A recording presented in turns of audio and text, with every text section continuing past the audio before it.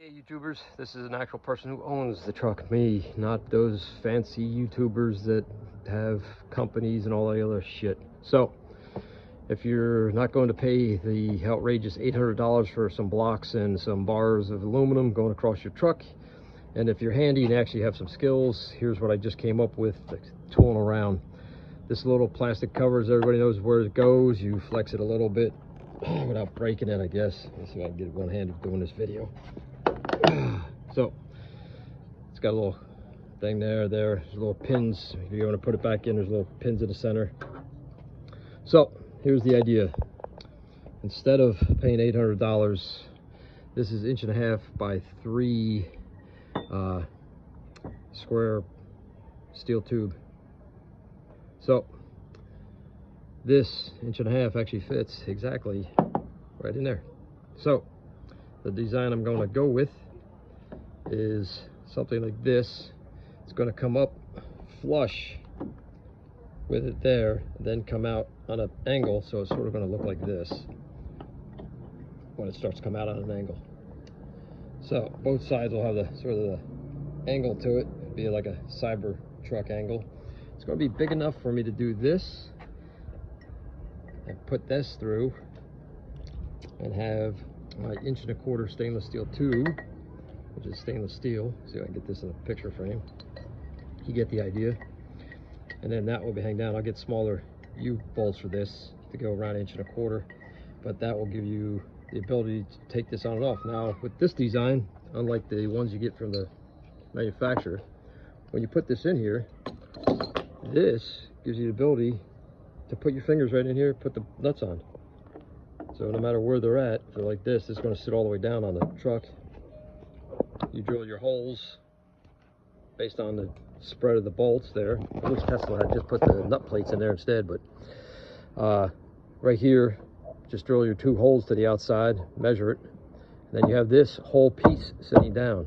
That's pretty thick. It's probably thicker than what they give you there, except for that guy with the aluminum casting. So you can put that on. You can easily take them back off if you need to. This can easily be put onto here, either with the U-bolts. I got 2 different things. I got U-bolts there that can actually go this way, and you can basically drill and then put 1/4 inch, or you can actually use this one, but Jesus, it's too big. Get one smaller. You can basically tighten that down, and you got plenty of space inside here. So you got that. Or if you want a quick disconnect, I was thinking, if you take the same thing and then drill your holes through there, I'll show you one on my other truck, through there, and then just loop. Should have had my daughter out here being my cameraman. Loop this after you punch it down through the tube. Loop that underneath and quick connect it underneath. This way you can disconnect it, take it off, and the only thing that's on your truck is that. You can basically do, like I said, 2 different ways. You can have it straight up, just a square block looking, leave it open, or just give it a little design by beveling it and have a little more surface area up here. I'm going to carry ladders and steel on here, so I have to have something to carry something. This is a lot stronger than what they're saying. This weak point is probably going to be the truck. Push it down inside here. This is very questionable. Tesla really didn't beef it up by any means underneath this. I tap on it, it just sounds cheap. It's just, you know, I guess that's one of those tack weld things right there, but I'm assuming it's got some that takes some downward force, you know, not in the greatest. I mean, this is a plate, you know, thin ass plate at that. I mean, you can go in here and push it and actually flex it. So so most of the force is down, so I'm not really worried. This is going to take the blunt of the weight going down this way. It's got a good foot to sit on.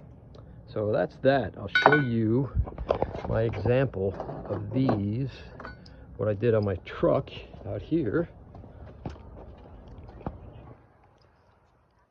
used to have these in here, come down, and I just clipped under. So these I made, I wish Tesla had left the nut plates in there, and this way you could put stainless steel hex heads in there, you know, put them right in there, tighten them down. But we're going to work in reverse with Teslas. So that's the whole idea. Boom, you got this around there, and then it clipped on there. So, but I was using it so much, I said screw it. I put stainless steel 1/4 bolts through there, left them on there. Same thing on the back, 1/4. I just made these myself. I just got some tube, welded it in the shop in the back there with stainless steel, and then it's been on here for 2014, so 10 years now. And then the tube, basically I got some 1 1/4 stainless tube. I put 480 pounds, I think it was the last load. Yeah, 440 or 480 pounds. So the stainless steel tube is much stronger than your 100-pound aluminum things. So anyway, and it's not that much weight. I know we're not talking about drag and aerodynamics and all that crap, because we really don't care when we're hauling stuff on top of our trucks, canoes, kayaks, all that stuff. So this is the whole design. I'm going to take this, put that down in there. I'm going to cut that to the exact size, and then I'm going to take this at the point of where I got to cut it. I'll make some measurements of this. This will come up like this to the depth of that, and then I'll do one of these with the things. I'm not going to do anything too radical. I'm just going to do it like that. Same thing over here. This will come up, and then I'll have this sticking out, so it'll be sort of like so. Let me get this back here, give you the correct idea I'm thinking of. Go up like this, it's there, and then come down on an angle like that to the, man, it's bad, huh? Let me get that somewhat straighter. So somewhere like that, that's what it's going to be looking like. This one's going to be here, and then it's going to be same thing up like that. So I'll have a nice platform. I'll be able to put my U-bolts right down through here into that, pull that down tight. Won't have any interference with the nuts down below, and that's about it. So that's my suggestion. This stuff is from a steel. I did a project earlier this year, so I have this left over. I have a few feet of it, so I'm not worried about it. That cost me basically in the cost of the other project. The stainless steel tube, I think this stuff costs about 30 bucks, 40 bucks for a 10-footer. So we're talking all in. You know, if you went and bought this, man, you probably go by a steel shop, ask them for their scraps or something, you know, just enough, 6 inches for each one. Maybe even just go buy one 10-footer. You probably won't use it all, but paint it whatever color, black, red, blah, blah, blah. And then stainless steel tube for another 40 bucks. All in, you maybe like say 100 bucks with the little bolts and everything, whatever. Other suggestion is I can also put that on there. I can make this thin, I can bring it up just to the minimum size. That's my other thought, was for the ones that are basically up there. I don't see myself taking this on and off too often, so I may, since I have direct access, I might do it just the opposite direction. Do it wide at the base, thin at the top, right? Because I really don't need that. So I may just V it back in just like this, you know, or excuse me, this way, back to the sides, V it outward, put enough for this on here, and I'm going to just stainless steel weld that right on there. This way it won't go anywhere. And I'll do it on both of them. This way I can just take these 2 nuts off and then just pop the whole thing out and take the rocks off. I don't want the rocks on there, I put it back on.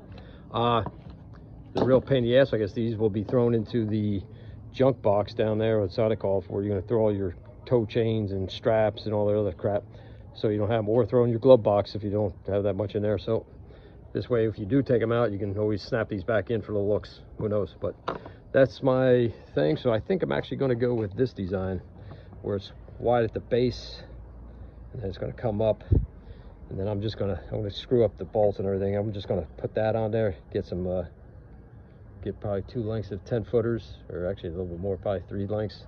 So it's probably going to cost maybe 150, 200 bucks maybe for the whole thing. And then I want to weld that stainless steel, weld that right in place. Since I have 220 on the truck, I'll just bring my welder out here, and I'll just do a few tacks in place, then take them off, and then bring it back in the shed and then tack it all the way around. So that's it for me, and that's for the Cybertruck Modification 1.